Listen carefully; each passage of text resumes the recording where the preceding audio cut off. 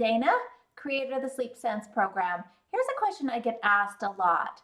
How do and when should I get rid of a pacifier? Now, this one is a little bit tricky to answer, and the reason is the American Academy of Pediatricians have in their recommendations that pacifier use could potentially reduce the risk of SIDS in the first 6 to 12 months of life. And so it's difficult for me to give any kind of advice that goes against that.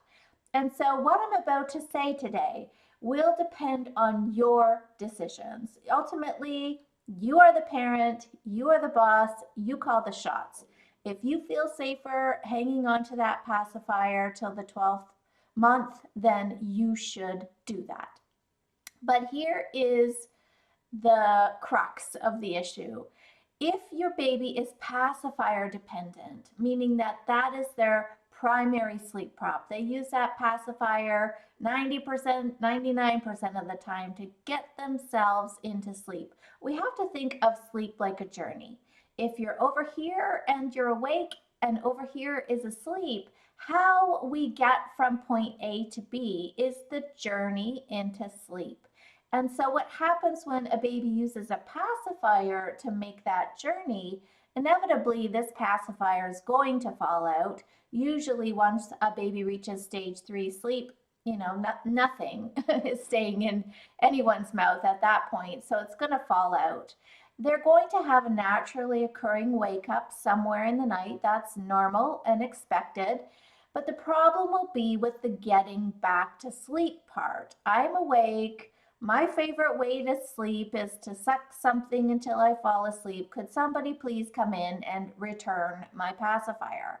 And even if you load the crib with 10 pacifiers, the chances of a baby in the dark when they're fatigued finding a pacifier and getting it back into their mouth is pretty low. So therein lies the problem. Now we have a prop dependency on the pacifier, which means they're not going to sleep all the way through the night. They potentially are not going to take very long naps either, because once the baby gets to the end of a sleep cycle, which is about 40 to 45 minutes, they're going to have a little wake up, a brief awakening. Hopefully they slide right back into another cycle, but if they are pacifier dependent, they will most likely wake up at this point and start crying for you to come in. Sometimes putting the pacifier back in will help them get back to sleep, and other times too much time has passed. Now they're awake, they're not as fatigued because they had some sort of sleep, and it just causes a bit of a nap disaster. So that's the problem with the pacifier. And here's where it gets even trickier, in my opinion, is when now let's say we're past the 12-month mark. We are in the clear. We can get rid of that pacifier now. Most parents are very resistant to doing this because their child loves this pacifier, and who wouldn't, right? This is your favorite special way to get yourself to sleep. Nobody would happily give up their sleep prop. They just wouldn't. And so now, we see children into the 2s, 3s, 4s, 5s. I've even had clients with children into the 6th and 7th still using a pacifier, because there never really becomes a great time to take something away in regard to sleep. But what happens, even if your child can find their own pacifier in the night, it is a fragmentation of the night. Childhood is the one time in our lives when sleep is perfect. It is glorious. It is perfect. There's no issues. That's why kids have so much dang energy, because their sleep is so perfect. And so if we have a toddler with a pacifier dependency, instead of just breezing through every little wake up in the night and getting right back into another sleep cycle, they are fragmenting their sleep with a full wake up, because I have to fully wake up to look around and try to find this pacifier and get it back into my mouth. So even if they're not bothering you, it still bothers me that your child is having fragmented sleep. when they shouldn't be, when their sleep should be, let's let it be perfect, okay? So if we're talking about children over the age of 12 months, I'm going to encourage you with all of my heart to get rid of the pacifiers. And you can just throw them all away. They're just no longer here.